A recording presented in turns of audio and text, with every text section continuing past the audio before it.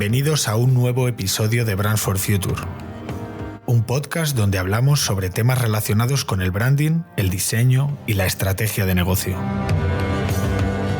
Soy Guille Centurión y este podcast es una iniciativa de Crater, una agencia donde ayudamos a pymes y startups a conectar mejor con las personas, a diferenciarse de la competencia y sobre todo a generar nuevas oportunidades de negocio a través de su marca.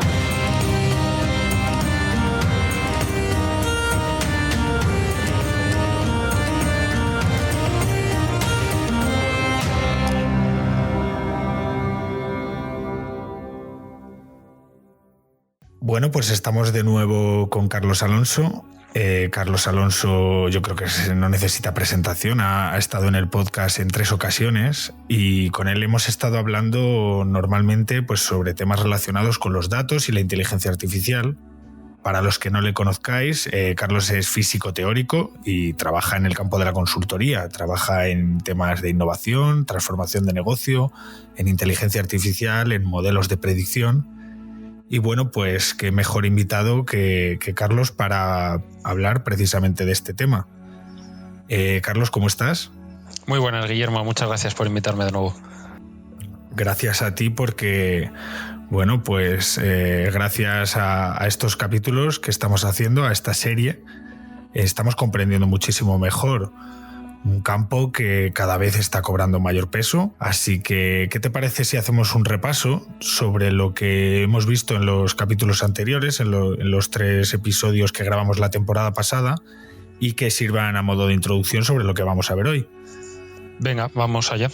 Bueno, pues precisamente sobre estos 3 capítulos que grabamos, el primero tuvo que ver con los datos, sobre a qué nos referimos cuando hablamos de datos, qué tipo de datos existen y sobre cuál es el papel que tienen en nuestra sociedad y por qué se han convertido en estos últimos años en una ventaja competitiva para las empresas.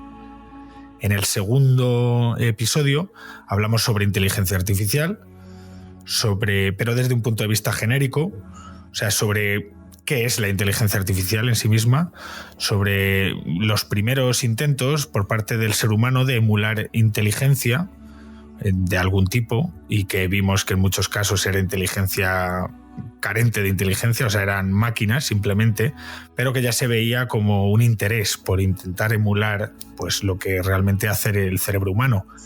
Y en el tercer episodio pues hablamos sobre la ética en el uso tanto de los datos como de la inteligencia artificial. O sea, cómo almacenamos la información privada de los usuarios, qué tipos de algoritmos existen, cómo toman decisiones en base a estos datos y sobre los dilemas morales que surgen a partir de todas estas tecnologías. Así que este episodio que vamos a grabar ahora, que tiene que ver con un poquito más de cuestión de actualidad, pero que queremos hacerlo lo suficientemente genérico como para que permanezca en el tiempo y que siga siendo vigente dentro de unos meses o años. Sí, al final, bueno, lo comentábamos en la temporada pasada, tenemos un universo de los datos dentro de lo que es todas estas innovaciones tecnológicas que se hablan, pues parece que está todo como muy, muy disperso, pero realmente estamos hablando de algo que rodea siempre al dato. Entonces, oímos hablar de nubes, oímos hablar de temas de blockchain, oímos hablar de inteligencia artificial, de big data. Al final estamos hablando de un montón de planetas, de satélites orbitando alrededor del planeta, que es lo que sería el dato, ¿no? Que es la parte central de toda esta innovación y la parte cohesionadora de todas estas tecnologías. Es el sustrato, ¿no?, sobre el que se sustenta toda esta tecnología, ¿verdad? El núcleo, efectivamente, es lo que la motivación, el cómo manejar este dato y cómo explotar este dato es lo que motiva todo lo demás. Porque al final, pues lo que comentábamos, ¿cómo quieres tú explotar ese dato? Pues utilizas Big Data, utilizas inteligencia artificial. ¿Cómo lo almacenas? Pues tienes la nube. ¿Cómo obtienes datos en tiempo real? Pues tienes el Internet de las cosas. ¿Cómo lo transmites rápidamente? Pues el 5G para transmitir los datos, incluso la fibra óptica que ya está casi anticuada hablar de fibra óptica teniendo 5G, ¿no? Pero siempre estamos hablando de cómo obtener, almacenar y explotar los datos. Hablando de temas anticuados, esto no estaba hablado que fuera a hacerte esta pregunta, pero ¿Se ha pasado de moda el Big Data? ¿Ya no hablamos de Big Data? Hace unos años estábamos todo el rato viendo cómo se hablaba sobre el tema Big Data, ya como que ha pasado de moda, digamos que ya se da sobreentendido lo que es el Big Data. Bueno, a ver, yo no creo que es que se haya pasado de moda, sino que se ha superado. También en el mundo científico pasa mucho que cuando un artículo científico es muy citado en un campo y al final acaba siendo ya tan conocido por todos que ya se da por hecho que todo el mundo lo entiende y se deja de citar ese artículo científico. Con esto igual, o sea, ya se da por hecho prácticamente que una empresa que quiera tener una buena estrategia digital y que quiera hacer un buen uso de los datos, pues ya conoce lo que es el Big Data y ya sabe aprovechar hasta cierto punto por lo menos los datos que recolecta. O sea, hemos trascendido el Big Data, es buena noticia. Claro, ahora ya tenemos almacenado y ahora estamos en el paso de vamos a aprovechar estos y por eso está tan de moda ahora mismo, por ejemplo, la inteligencia artificial. Claro.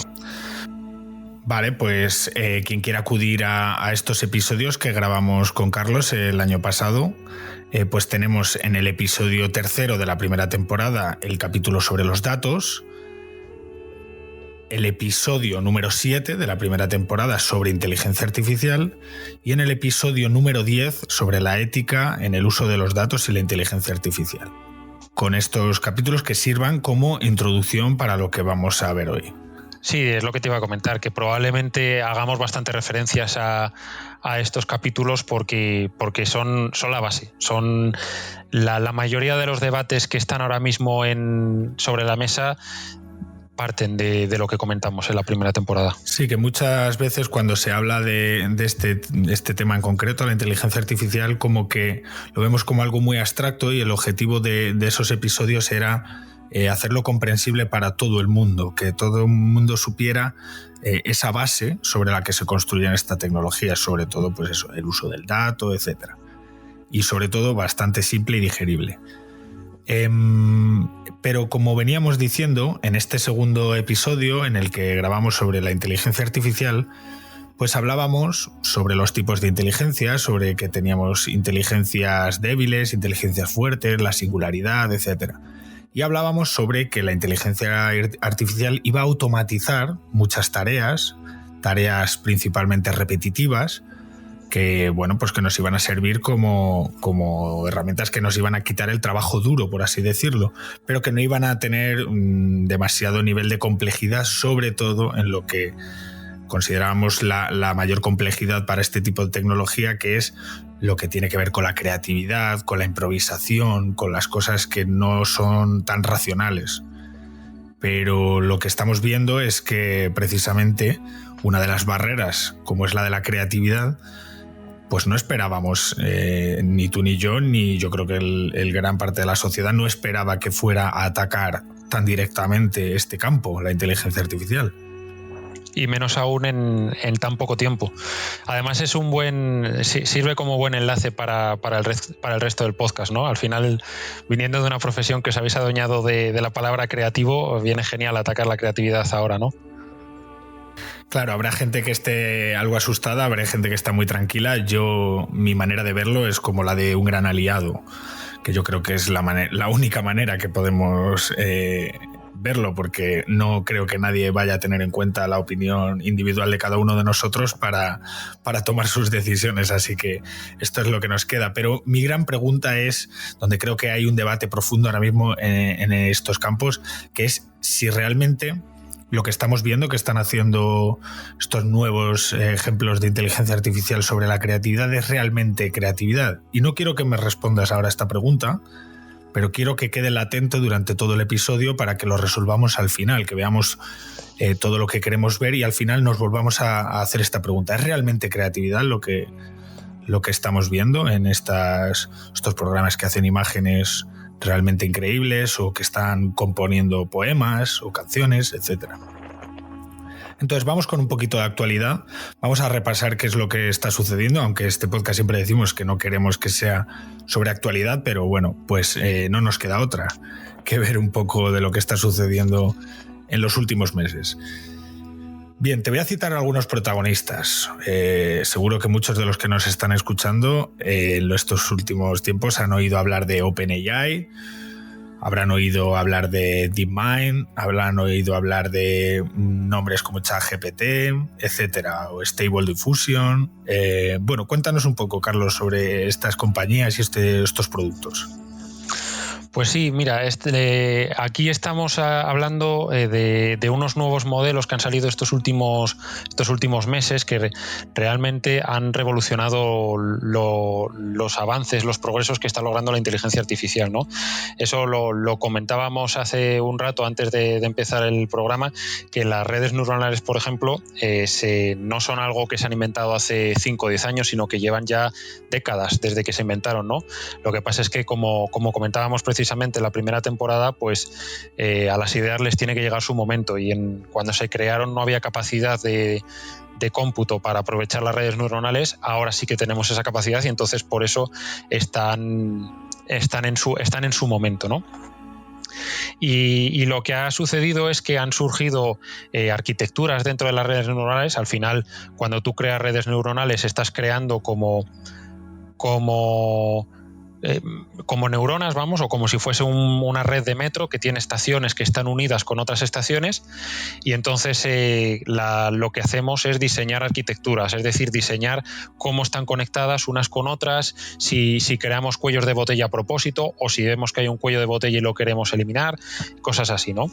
Y entonces han surgido algunas arquitecturas como pueden ser los transformes para principalmente el procesamiento del lenguaje natural, o los modelos de difusión para generar imágenes, pues que han revolucionado el estado del arte de este campo.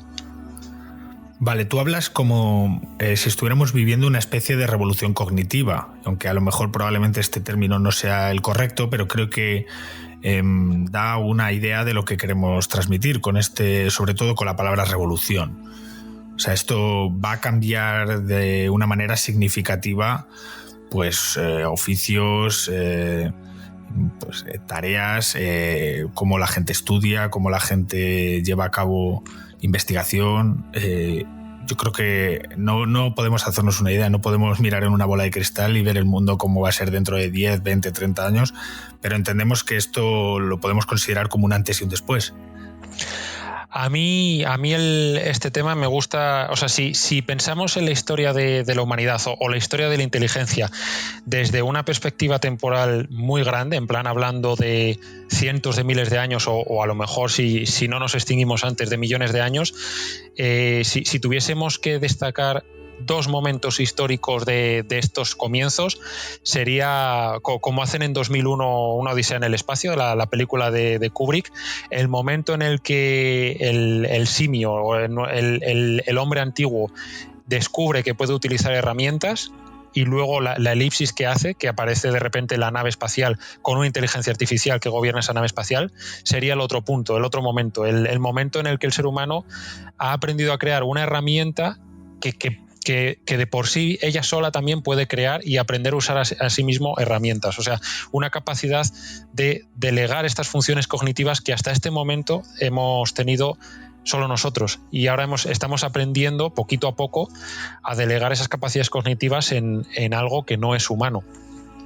Entonces, todavía no hemos llegado a ese punto que menciono. Esta revolución que estamos comentando, estamos todavía antes de llegar a esa revolución, pero lo que estamos viendo con estos avances sigue siendo alucinante. O sea que ya podemos estar preparados para el cambio, porque las cosas van a cambiar y mucho. Digamos que estamos con los primeros conatos, ¿no?, de un nuevo mundo. Como viéndolo desde el punto de vista de Bauman, de los tiempos líquidos, digamos que esto lo único que hace es afirmar o reafirmar que los tiempos líquidos vienen para quedarse y que estemos preparados para el cambio.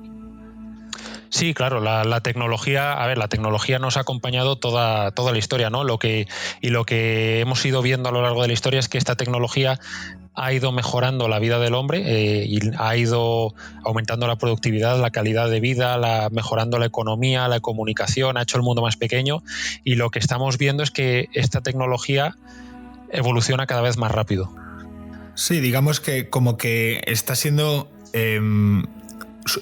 exponencial el cambio, ¿no? Que lo que antes digamos que era un crecimiento lineal, ahora está siendo un crecimiento exponencial.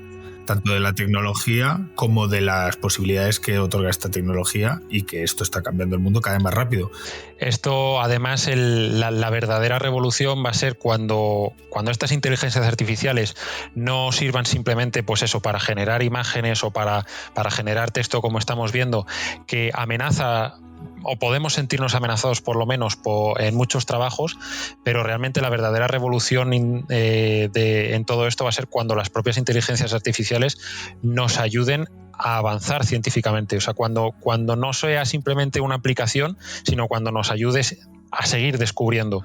Ahí va a ser la verdadera revolución, porque ahí, si ahora estamos yendo con un crecimiento exponencial, pues ahí vamos a ver una línea recta hacia arriba. Claro, es como si en algún momento fuera una inteligencia artificial quien nos dijera qué es lo que hay que investigar o qué es lo que hay que donde poner el foco en determinados campos, sobre todo en la investigación científica, que es donde mayor beneficio puede haber para el ser humano. Claro, totalmente. O que sea la propia... hay un cuento de Isaac Asimov, si no recuerdo mal, que lo mencionan un poco, pues eso, un poco de cuento, ¿no?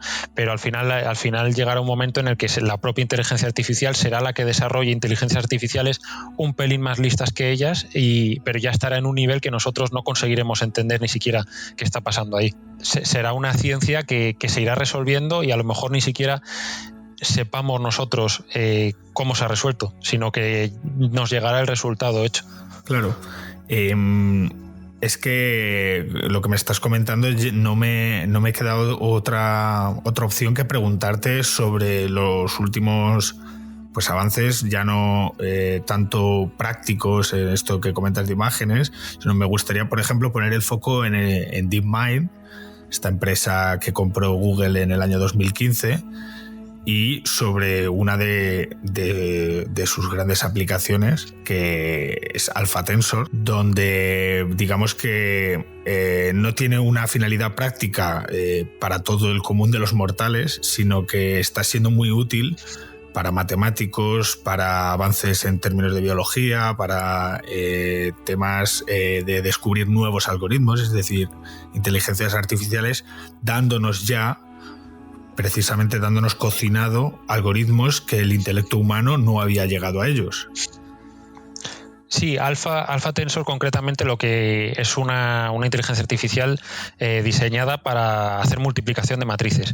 ¿Cuál es el problema con la multiplicación de matrices? Pues que si las matrices son muy grandes, una matriz es una caja de números, y si esas matrices son muy grandes, pues la multiplicación consume un montón de recursos computacionales y un montón de tiempo.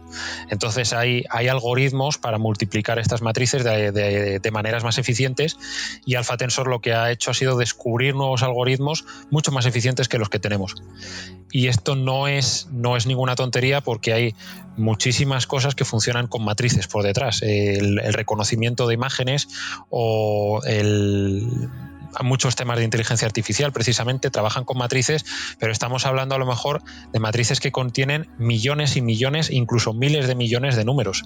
Entonces no es como multiplicar 4 números y ya, sino que es un número considerable de operaciones que, a poco que consiga reducir el tiempo o el coste de esas operaciones, el avance es grandioso.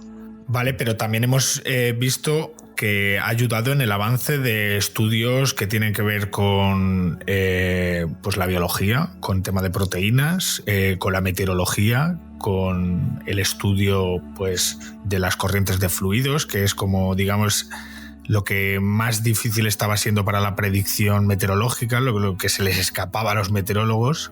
Alpha Tensor lo que hace es multiplicación de matrices. Otra cosa es que luego esa multiplicación de matrices se puede utilizar para lo que has mencionado. Sé que DeepMind trabaja en temas médicos, en diseño de proteínas, por ejemplo, pero no creo, estoy bastante convencido que no es con Alpha Tensor, sino que tendrán algún Alpha X, Alpha proteína, por ejemplo, que sea el que se encargue de diseñar estas proteínas para diseñar nuevos medicamentos, por ejemplo. Vale, y has hablado que una de las claves con las que pues estas inteligencias artificiales son capaces de hacer su trabajo son los transformers. Cuéntanos un poquito más sobre los transformers para que sepamos un poco de qué se trata.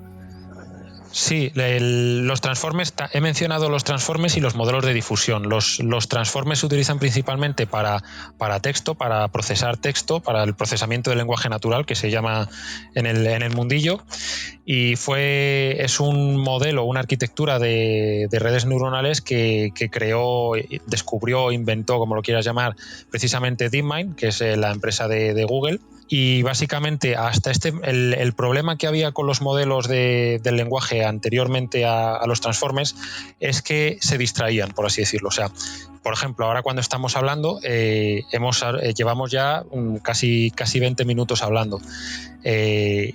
Y si yo ahora te pregunto qué ha sido lo primero que hemos dicho, pues tú, a lo mejor no con las palabras exactas, pero más o menos sabes lo que hemos comentado.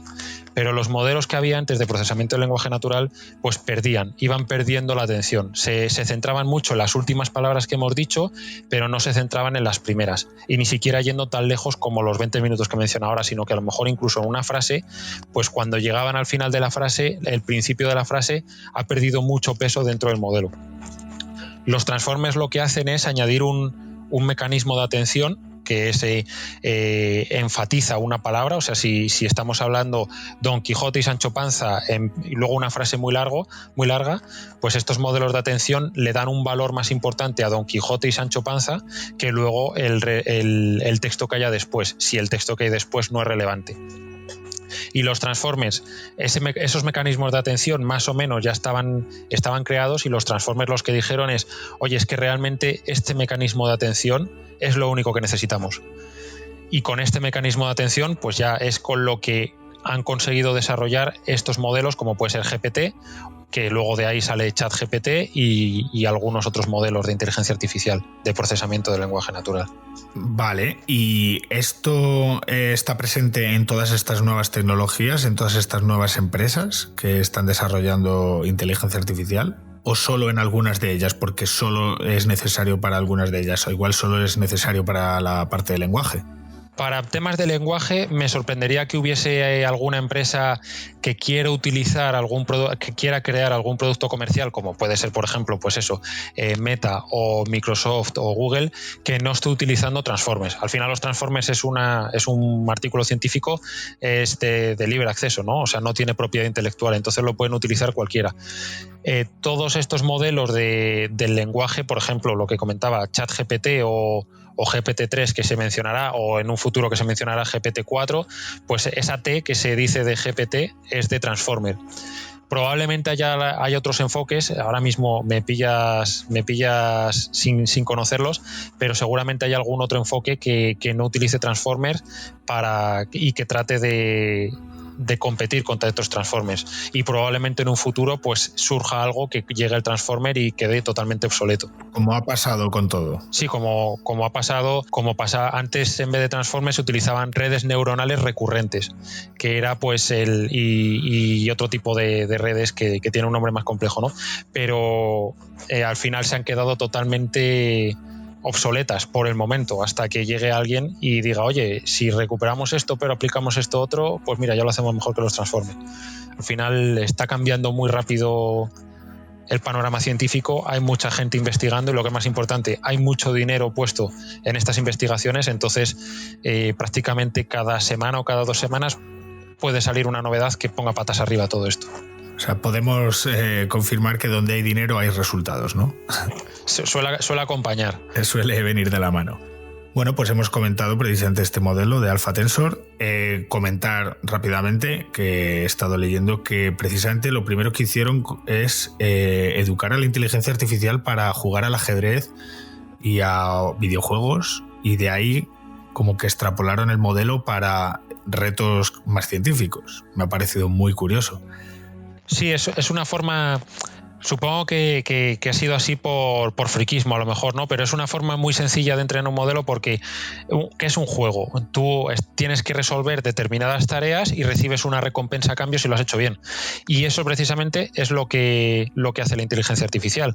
Aprende a las reglas del juego y, en función de lo que vaya logrando, pues se lleva una recompensa o no se la lleva, o se la lleva más pequeña. Entonces, en base a esas recompensas, el modelo lo que hace es aprender a maximizar esas recompensas. Es lo mismo que hace mi perro, básicamente, intentando pedirme comida. Estamos limitados por nuestra propia inteligencia, ¿no? Aunque siempre digamos que nuestra inteligencia es lo que nos deslimita, también estamos limitados por ella. Y nosotros, ¿cómo vamos a enseñar a una inteligencia a aprender? Pues la mejor manera que sabemos para aprender es la que tenemos nosotros. Entonces, es lo que estamos intentando, que la inteligencia artificial aprenda lo más próximo a nosotros porque sabemos que funciona.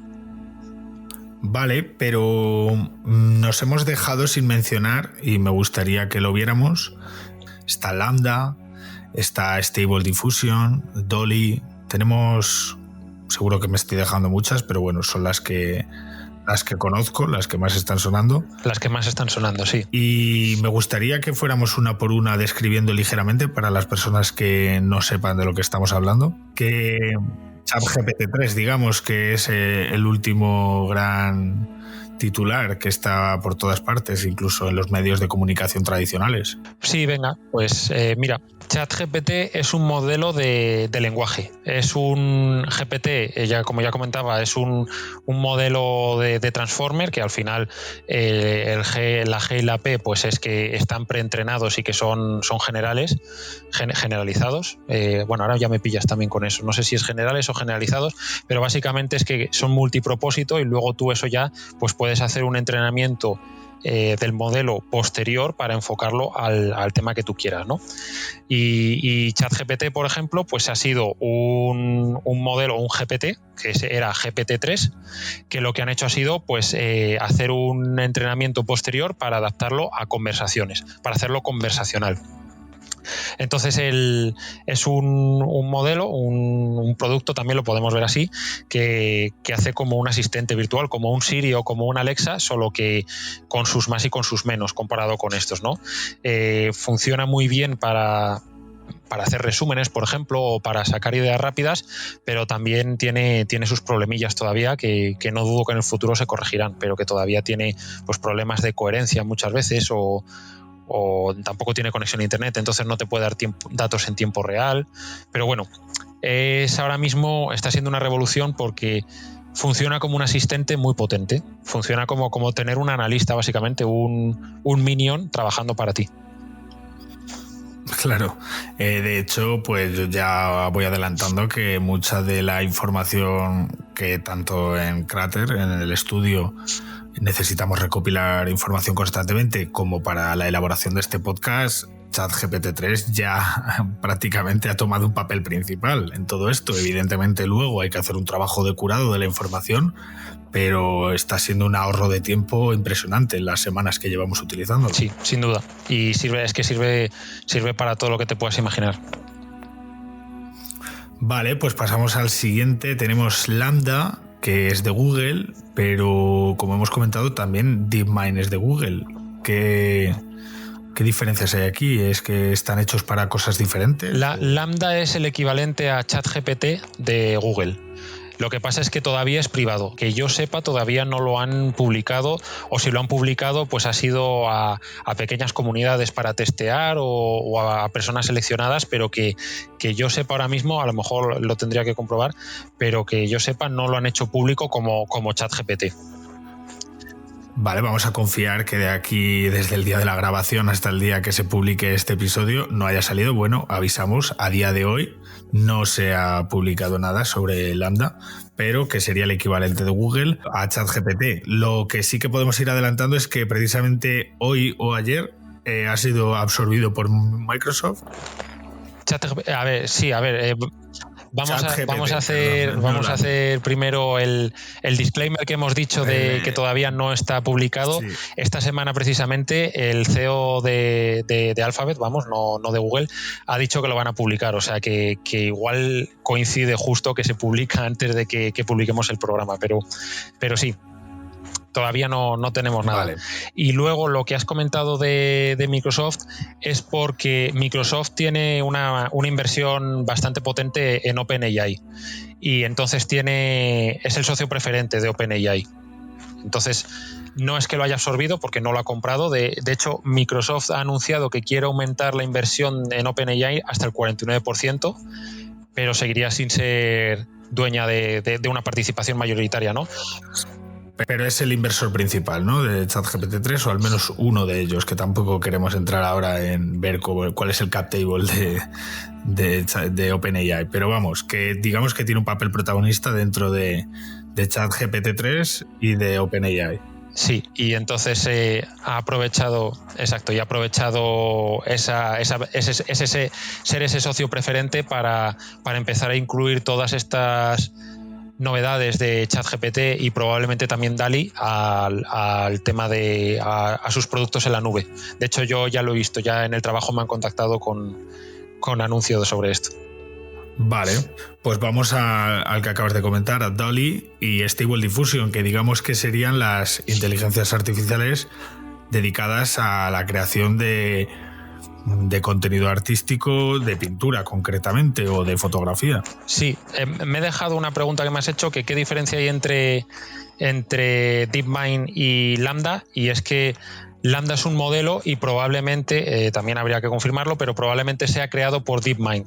Y DeepMind es una empresa, una filial de Alphabet, que Alphabet es la dueña de Google también. O sea, DeepMind y Google están a la misma altura, y Lambda es un modelo que probablemente ha creado DeepMind porque es donde tiene centralizado Alphabet todo el tema de inteligencia artificial. Pero yo qué sé, a lo mejor Lambda lo ha creado precisamente Google o lo ha creado otra de las 27.000 empresas que tiene Alphabet. Vale, con ese matiz que nos habíamos dejado ir en tintero, tenemos DALL-E, tenemos Stable Diffusion. DALL-E es también de OpenAI, los que han creado ChatGPT. Y Stable Diffusion es de una empresa que se llama Stability, que es de código abierto, Stable Diffusion. Entonces lo puede utilizar cualquier persona gratis si sabe cómo utilizarlo, por supuesto. Luego hay aplicaciones de Stable Diffusion como Dream Studio, que esa hay que pagar, pero bueno, es una buena noticia ver que tenemos estos modelos de código abierto también. Sí, que precisamente en estos días también han publicado una nueva versión de Stable Diffusion, en las que ha habido bastantes memes y tal por las redes porque no funcionaba correctamente, o al menos esa era la percepción, pero bueno, en teoría lo han mejorado, solo que ahora es más complejo o diferente entrenar esta inteligencia para tus fines artísticos. Sí, al final, a ver, como todas las cosas, tiene su miga, ¿no? O sea, tú puedes meter simplemente un texto muy simple que sea, pues el ejemplo que dicen muchas veces, un astronauta montando a caballo, y entonces pues le estás dando mucha libertad a un Stable Diffusion, a un DALL-E o a un Midjourney para crear esta imagen, pero luego tú puedes trastear un montón, añadir más texto, se llama prompt a este texto, entonces tú puedes describirlo un montón y puedes decir un astronauta montando a caballo con un efecto fotográfico como si fuese efecto bokeh o efecto cinematográfico, o como si fuese la luz de otoño que incide en un ángulo de 45 grados. O sea, hay muchísimo trabajo en detallar este prompt. Y luego además hay parámetros dentro del modelo que también se pueden trastear un poco, ¿no? Entonces tiene su ciencia. Dentro se puede hacer como un usuario sencillo, de decir simplemente, pues eso, un astronauta montando a caballo, pero también hay formas de trastear. Bueno, y las aplicaciones ya las estamos viendo por todas partes. Digamos que no hace falta profundizar demasiado para ver la aplicación que tiene esto en el campo de la publicidad, del diseño gráfico, etcétera. Pero, ¿qué podemos esperar de este tipo de modelos en el futuro? Porque la sensación que yo tengo es que cuando surge una nueva tecnología de este tipo, como que los primeros momentos en los que empezamos a utilizarlos, como que no somos conscientes de ver qué aplicaciones tiene esto, que nos quedamos, digamos, con lo superficial, y con el tiempo empezamos a ver, pues a través de personas que son capaces de darle unos fines más prácticos o mejores para determinadas cosas, y ahí es donde empieza a asomar la verdadera utilidad de estas tecnologías. Entonces, con ChatGPT, aunque no hemos profundizado demasiado en lo que puede hacer, seguro que hay un montón de contenido por ahí sobre concretamente lo que hace ChatGPT, pero tengo la sensación de que la parte útil de esta tecnología es más fácil de ver, pero con el tema de imágenes, o sea, ¿cómo vamos a trascender la pieza artística? Hazme una foto que quede muy chula, o hazme no lo sé. O sea, ¿cómo va a evolucionar esto? Si tienes alguna opinión creada. Sí, además yo te voy a dar incluso dos, una a un medio plazo y otra a un largo plazo, a lo mejor más de filosofía de bar, pero que y con medio plazo y largo plazo no estemos pensando en un tiempo concreto de años o de meses, porque la verdad es que últimamente viendo los plazos a lo mejor pasan 20 años, pasan 50 o a lo mejor dentro de 2 meses lo tenemos, ¿no? Pero la primera opinión, la primera aplicación que veo es la hiperpersonalización de todo lo que necesites. O sea, estamos hablando de unos modelos que generan imágenes, que generan texto en función del feedback que van recibiendo, ¿no? o de la información que les das. Entonces va a llegar un momento en el que tú quieras ver una película y no tengas que conformarte con ver un peliculón como pueda ser El Padrino, por ejemplo, sino que en función de tu estado de ánimo, de lo que quieras ver, de lo que te apetezca ver o de lo que quieras estudiar, estos modelos te creen una película en el momento, o sea, ni siquiera que te la creen previa y tú la empiezas a ver, sino que la vayan creando mientras lo vayas viendo de lo que tú quieras. En plan, quiero estudiar El Quijote, precisamente, que comentábamos antes. Pues que te monten una película sobre el Quijote y en función de las reacciones que tú vayas teniendo, de esto me interesa, esto quiero profundizar en esto, se vaya creando la película en el momento para que tú vayas estudiando el Quijote. O si tú lo que quieres es divertirte, pues que se vaya fijando en las reacciones que tú tienes. Si por ejemplo tiene reconocimiento de imagen, pues que se fije si estás poniendo cara de aburrido, si te pones a mirar el móvil, si te pones a rascarte la cabeza o si estás súper atento a la pantalla, pues que en función de eso lo tome como feedback para ir creando el siguiente segundo de película, los siguientes 10 segundos de película. Claro, que no tiene que ver, o sea, no tiene la necesidad de partir de un Quijote, sino que puede partir de una ficción totalmente creada desde cero. O sea, que no tiene que partir de una obra ya escrita previamente. Te puede crear lo que quiera y en el momento. Entonces va a ser una hiperpersonalización. O sea, ya no vas a tener que elegir qué peli ver de las que ya están hechas. Incluso con Netflix, que Netflix hace mucho trabajo de Big Data precisamente y hace cosas muy, muy locas, como una película yo vi hace un tiempo una película de zombies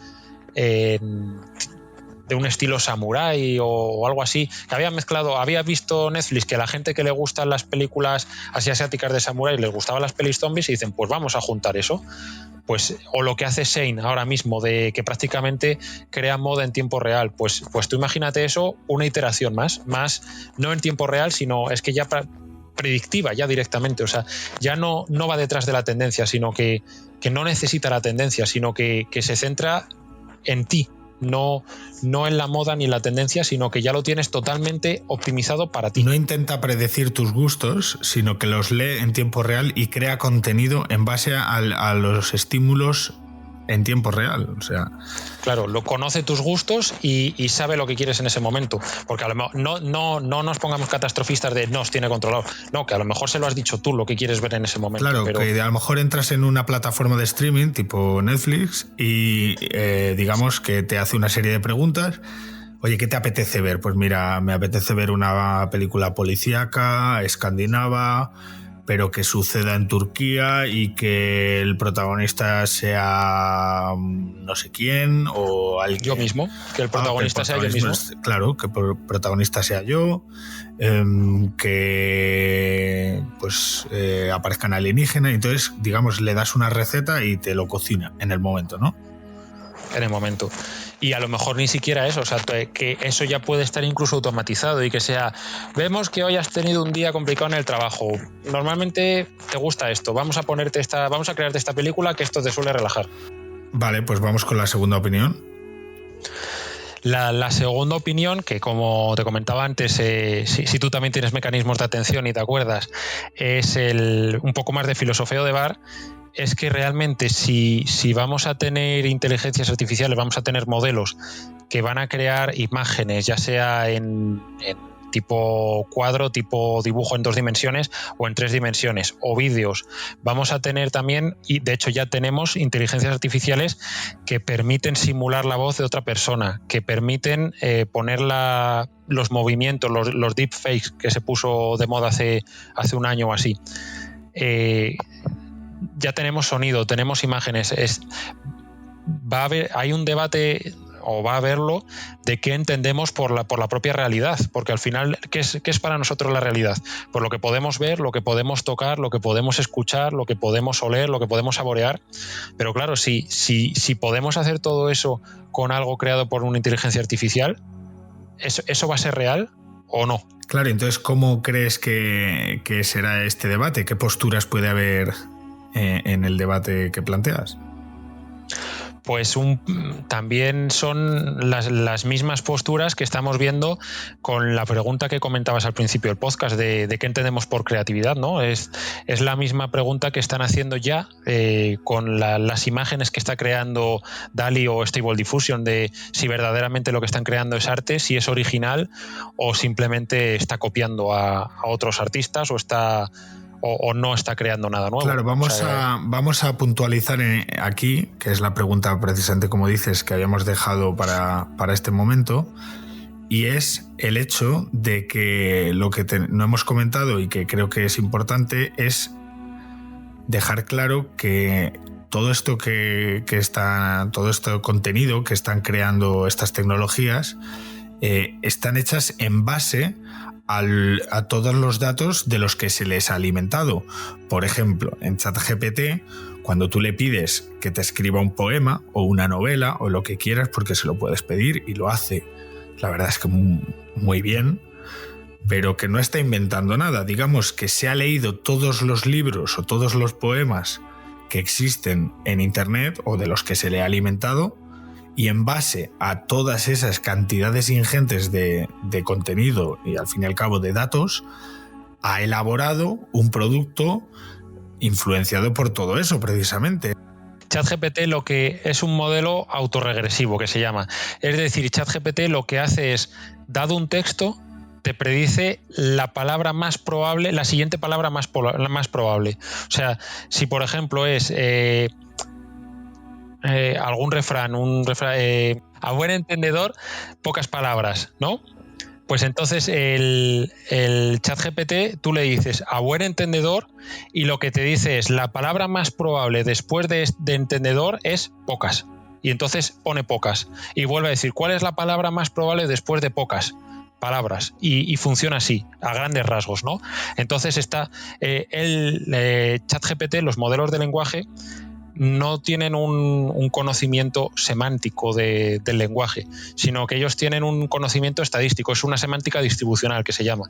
Entonces, está creando las palabras que crea, el texto que crea, es en base a pura estadística, a lo que estamos acostumbrados nosotros a hablar. Entonces, va a decir me llamo Carlos en vez de Carlos llámome, porque la gente dice me llamo Carlos en vez de decir Carlos llámame simplemente. Claro, entonces básicamente estas tecnologías son espejos del contenido que venimos creando desde que les estamos alimentando. Claro, eso lo comentábamos en el podcast de ética, a raíz de los sesgos. Claro, porque es que esto abre el melón precisamente de los sesgos, pero por terminar de cerrar este aspecto de creatividad, digamos que creatividad tendría que, dentro de la definición, es algo totalmente novedoso o basado en cosas anteriores, pero que le han dado una vuelta de tuerca para que tenga ese ingrediente de innovación. Y digamos que estas tecnologías, su manera de operar principal es lo que tú has dicho, es pura estadística, es lo que ya se ha venido haciendo de toda la vida, lo condenso y te lo pongo delante, o sea que es un reflejo de nuestra sociedad, pero no es creación pura. Sí, pero no. Ahí está el debate, no es tan sencillo. Porque yéndonos al tema de las imágenes, los modelos de difusión, la idea de los modelos de difusión es, seguro que tú has hecho la típica foto por la noche, por ejemplo, que sale con mucho ruido, muy granulada, ¿verdad? Exacto. Entonces, hay modelos de inteligencia artificial que lo que hacen es tratar de quitar ese ruido. y sacar una foto pues mucho más limpia, quitar el granulado. Entonces los modelos de difusión llevan eso al extremo. Cogen como imagen inicial una imagen totalmente ruido, como las televisiones antiguas que simplemente solo se ve ruido en la televisión. Pues parten de esa imagen y van aplicando estos algoritmos, estos pasos de limpieza de granulado para llegar a una imagen final. Y en base a lo que tienen aprendido.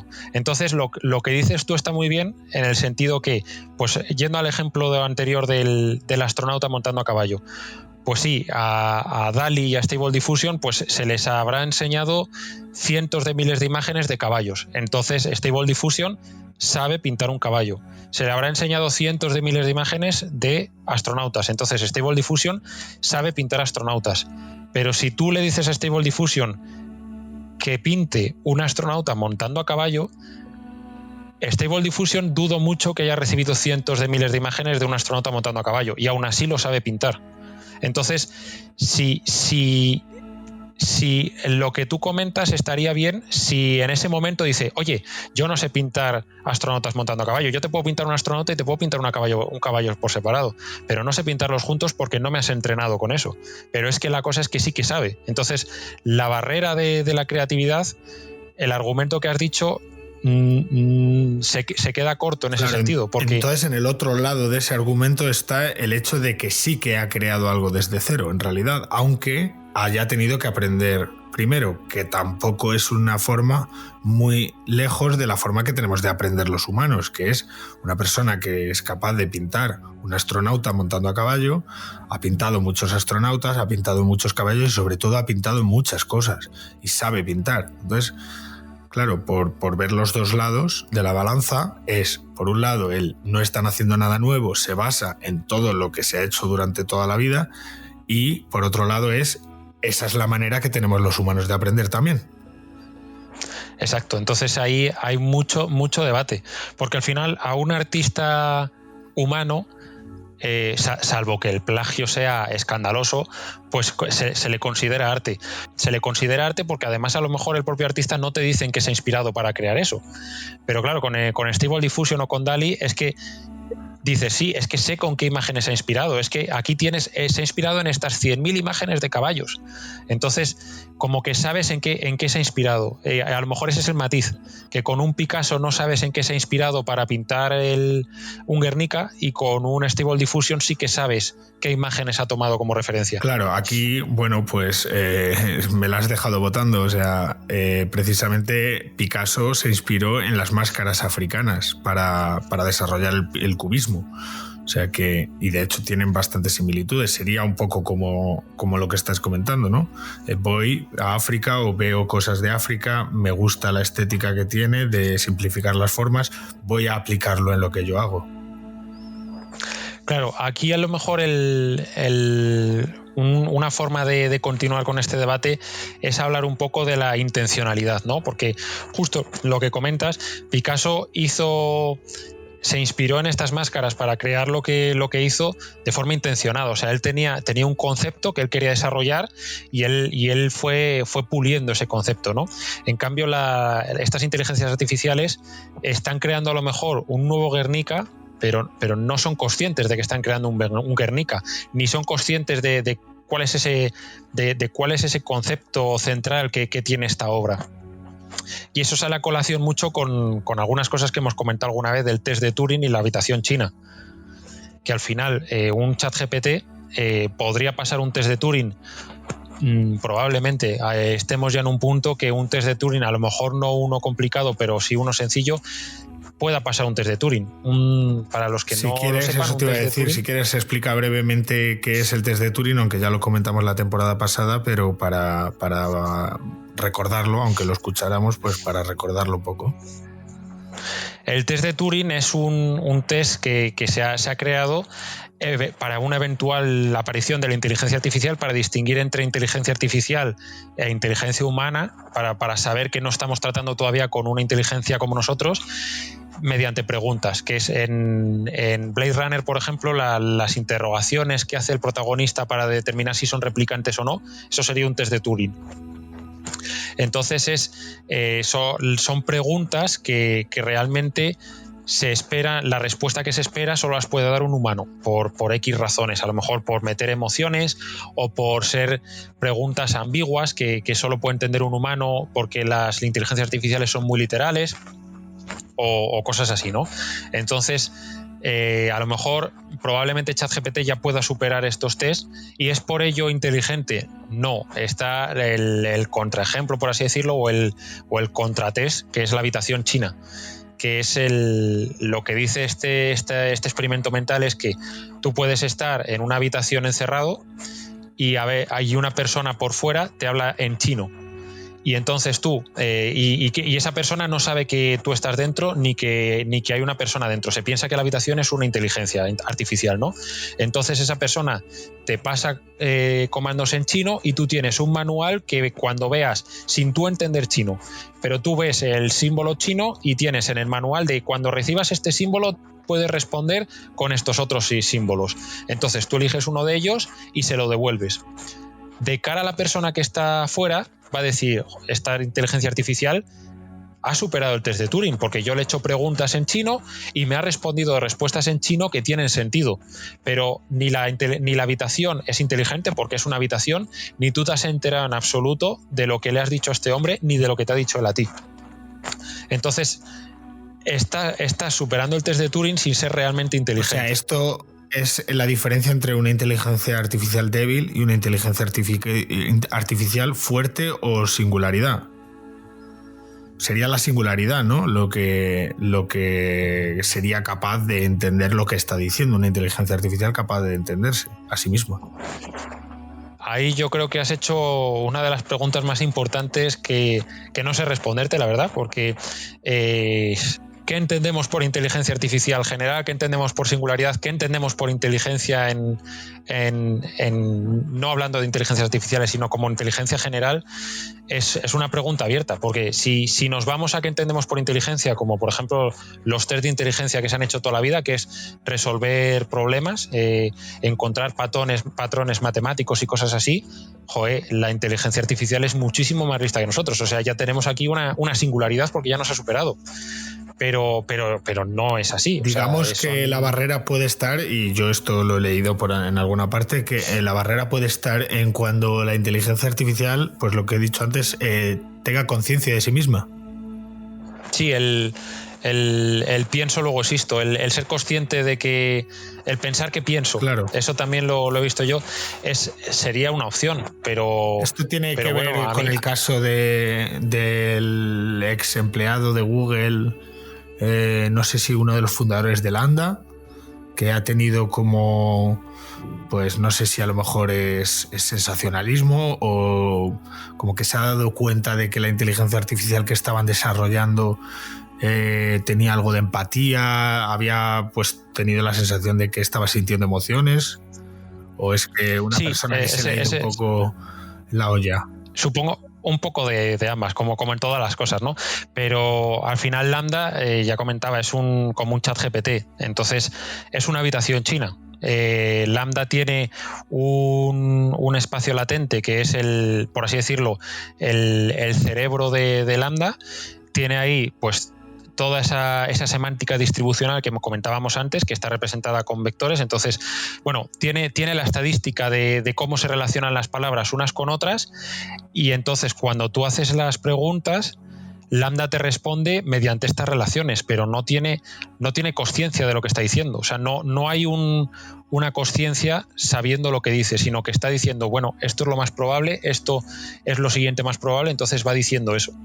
Y lo que se ve, esas conversaciones se pueden ver porque están públicas en internet. Sí, como que le pregunta, pero lo que ves que con si eso, se siente sola, esa inteligencia artificial te sientes sola, y le responde pues algo relacionado con, pues sí, a veces me gustaría socializar o algo por el estilo, y como que esto le asustó a esta persona, pero en realidad es como la respuesta esperada, ¿no?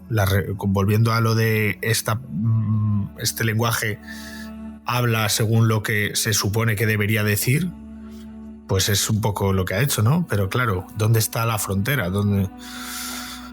Claro, está muy sesgado porque al final la respuesta depende mucho de lo que tú preguntes, y no solo de lo que preguntes, sino de qué palabras utilizas para preguntarlo y en qué orden utilizas estas palabras.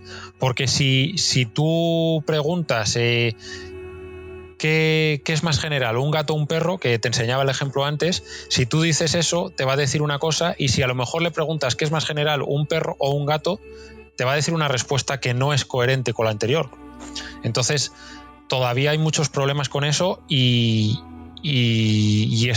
pero es todo estadística. O sea, es una habitación china. Ahora mismo, ¿en dónde está esa línea que decías tú? La línea está muy lejos. O sea, con estos modelos nunca va a haber conciencia. Claro, pues vamos directamente a este tema que estás abriendo, que es el tema de los sesgos. Yo creo que para finalizar este episodio me interesa bastante este tema, sobre todo, bueno, pues una afirmación que hemos visto durante el día de hoy sobre que cierta inteligencia artificial podía llegar a tener un sesgo político de un lado o de otro, y la forma en la que se ha llevado a cabo esta afirmación, o sea, sesgo sobre sesgo, ¿no? Todo. Sí, al final vamos a recordar un poco los tipos de sesgo que mencionábamos en la temporada anterior, en el programa de ética, en el episodio de ética, que tenemos como 3 tipos de sesgo dentro de lo que es la inteligencia artificial, como estas que estamos tratando, ¿no? Tendríamos un sesgo que es creado por la propia inteligencia artificial. Tendríamos un segundo sesgo que es contenido en los datos con los que se han entrenado la inteligencia artificial.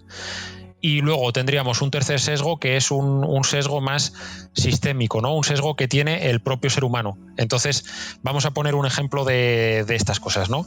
Un sesgo que tiene el ser humano ahora mismo es que, por ejemplo, que la mayoría de los ejecutivos de las grandes empresas son hombres. Entonces, no le puedes pedir a la inteligencia artificial, utilizando datos de entrenamiento, que no esté sesgada hacia los hombres a la hora de seleccionar un directivo para una gran empresa, porque va a decir, históricamente los hombres han tenido más éxito en estas empresas, pero no es que hayan tenido más éxito, sino que es que no se ha dado la oportunidad a las mujeres. Un sesgo de que sea contenido en los datos es, pues tú imagínate que hay un 50% de mujeres ejecutivas y un 50% de mujeres hombres en el mundo real, pero los datos que proporcionamos a la inteligencia artificial son todo de hombres. Imagínate, los datos que estamos proporcionando a la inteligencia artificial, hay un 90% de ejecutivos hombres y un 10% de ejecutivos mujeres. Eso no está reflejando la realidad, pero estamos entrenando la inteligencia artificial así. Entonces, esa inteligencia va a estar sesgada hacia los hombres por este segundo problema de los datos. Y luego ya tendríamos un tercer sesgo, que sería que entrenando la inteligencia artificial con un 50% hombres, 50% mujeres, que es lo que realmente estamos viendo en la realidad, que llega a la inteligencia artificial y por X razones diga, pues mira, voy a preferir a los hombres o voy a preferir a las mujeres. ¿Vale? Entonces estamos con esos 3 tipos de sesgos. Claramente, ahora lo que está pasando con lo que comentabas, por ejemplo, que estas inteligencias conversacionales puedan tener una inclinación política, están mezclados estos sesgos, ¿no? Porque a lo mejor desconozco cuáles son los datos con los que se han entrenado estas inteligencias artificiales, pero a lo mejor se han entrenado de tal manera, los datos que contienen más datos, más texto de una ideología o de otra, o a lo mejor a la hora de corregir, al final estas inteligencias, como por ejemplo ChatGPT, está sesgada de forma positiva. O sea, tú le pides hacer un chiste sobre razas y no te deja, no te dice, ChatGPT te dice, oye, no podemos hacer chistes sobre razas. Entonces, a lo mejor al hacer esa limitación ha contribuido a una inclinación política. O a lo mejor es que simplemente pues que hay más gente de una inclinación que de otra, y está reflejando realmente lo que estamos viendo. Sí, que a lo mejor los parámetros éticos que le pedimos de base que tenga están más relacionados con una vertiente ideológica. esa es otra, que a estos tres sesgos que de por sí tiene la inteligencia artificial y que dan para un programa entero del podcast, que de hecho ya lo hemos hecho, pero da para muchos más, se junta también el sesgo de las preguntas. Como mencionaba, es muy sensible estos modelos a qué le preguntas, cómo se lo preguntas, con qué palabras lo preguntas, en qué orden pones estas palabras. Y la capacidad de repreguntar, de preguntar sobre una pregunta que ya le has hecho. La contextualidad, exacto. Claro, ahí yo creo que justo de los ejemplos que me has mostrado antes es quizás la manera de estrujar a la inteligencia artificial para que acabe diciéndote lo que quieres oír un poco, ¿no? Como la frase esa típica de los datos. Exacto, o sea, al final, ya te digo, o sea, se están juntando ahí tres sesgos de la inteligencia, luego se puede juntar el sesgo del que esté probando esto, que, bueno, a ver, es un profesional, es científico, entonces se da por hecho que va a tratar de ser lo más imparcial posible, pero seguramente un poquito de sesgo tiene, y luego también incluso en el propio, en el ejemplo que decías, se ha hecho un test político que hay por internet disponible. Entonces, esto abre el debate también de ¿y si este test está sesgado? O sea, si son preguntas que pueden parecer muy inocentes, muy imparciales, pero realmente está un pelín sesgada, claro, simplemente por preguntar eso hacia la izquierda o la derecha. Claro. Pero vamos, la conclusión a la que llegamos en el episodio sobre la ética en los datos y la inteligencia artificial es, aunque es inevitable que estos modelos tengan sesgos en cualquiera de los tipos en los que los podamos encontrar, no deja de ser igual o incluso menor que los sesgos que podemos encontrar en una conversación con cualquier persona, que podamos encontrar en una enciclopedia, que podamos encontrar en Wikipedia, que podamos encontrar en revistas o en Google en cualquier artículo. Claro, le exigimos más, pero yo realmente, con que lo haga un poco mejor que nosotros, también en ese programa creo que lo hablábamos de los coches, con que tenga un accidente menos que los que tiene el número que tienen las personas, ya es una mejora. Sí.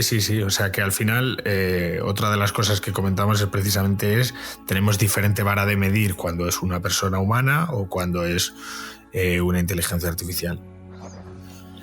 Claro, dentro de nada tendremos que empezar a hablar de sesgos entre humanos e inteligencia.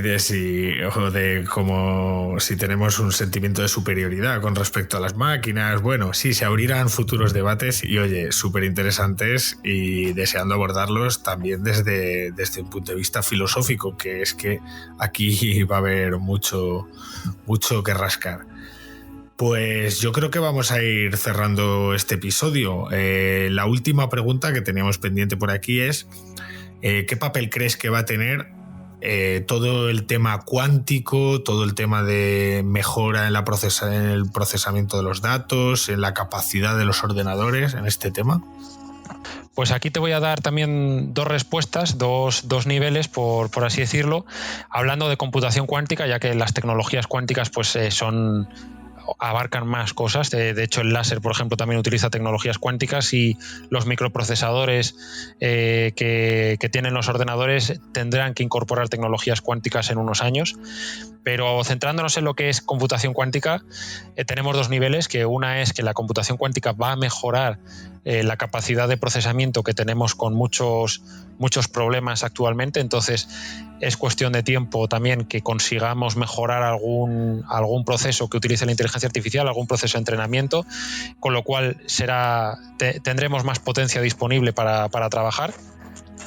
Y luego tendríamos un segundo nivel, que es crear inteligencias artificiales cuánticas, por así decirlo. En vez de utilizar las redes neuronales que tenemos ahora, pues tratar de aprovechar alguna propiedad cuántica, como puede ser entrenamiento cuántico o alguna cosilla de esas, para crear redes neuronales que sean netamente cuánticas, que sean inherentemente cuánticas, que no sean algo clásico que aprovechamos la computación cuántica, sino que nazcan cuánticas y se puedan utilizar. ¿Qué significa eso exactamente? ¿Cuál de todos? La propiedad cuántica que le atribuyes a este nuevos sistemas. O sea, ¿qué diferencia hay entre lo que comentas como tradicional y cuántico?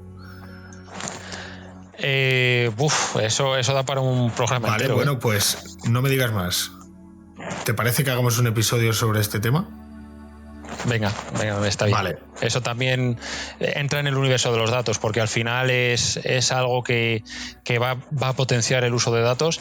Y además he leído justo esta semana que están sacando ya algoritmos que pueden poner en un aprieto a más de un sistema de seguridad actual. O sea que yo creo que también es momento de hablar de esto. Vale, pues apalabrado queda, y además sé que es un tema que te interesa y que has estado trabajando desde hace mucho tiempo. O sea que, vale, pues nada, para el siguiente episodio vamos a hablar sobre lo cuántico. Sí, ahora respondiendo ya cerrando la pregunta de lo cuántico, que te he contado los dos niveles pero no te he respondido a la pregunta al final, es que probablemente con la computación cuántica haya mejoras, pero ¿es necesaria? No sé decirte. A lo mejor conseguimos una inteligencia artificial general con computación clásica, y a lo mejor necesitamos la computación cuántica, y a lo mejor necesitamos modelos cuánticos, que también hay un par de zumbaos por ahí diciendo que la propia inteligencia del ser humano solo se puede explicar con física cuántica. Entonces eso es una pregunta muy abierta que no sé responderte. Vale, bueno, pues ya profundizaremos más, porque a mí la verdad es que si el tema de la inteligencia artificial ya se me escapa bastante, ya no te quiero ni decir cuánto alejado me siento de esto que nos estás comentando ahora, y precisamente ese es el mayor aliciente para que hablemos sobre este tema. Nah, no te preocupes, si no lo entiendes es normal, y si alguien te dice que lo entiende, no lo creas. me parece genial. Pues vamos a dejar el episodio aquí. No puedo agradecerte más de lo que ya lo vengo haciendo, que hayas pasado por aquí, nos hayas hablado durante todo este rato sobre estas nuevas tecnologías que están surgiendo y estos nuevos modelos. Y bueno, pues aquí tenemos nuestro primer programa puramente de actualidad. Vamos a ver qué tal envejece. Sí, y viendo cómo han envejecido la temporada anterior, que decíamos que la creatividad iba a ser uno de los últimos bastiones a conquistar por la inteligencia artificial, igual envejece demasiado rápido. Pero ya sabes que tenemos un debate, que a lo mejor hay personas que no consideran a esto creatividad. Hombre, el debate es lo más importante, porque al final hablar de ChatGPT, probablemente dentro de 6 meses estemos hablando de ChatGPT 20 a lo mejor. Entonces, claro. Pero el debate de la creatividad es sin duda el filosofeo de bar interesante de todas las conversaciones, ¿no? Esto es lo que buscamos en este podcast. Pues nada, no te entretenemos más. Muchísimas gracias por haber venido. Muchas gracias a ti, Guillermo, también por invitarme. Ha sido un placer, como siempre.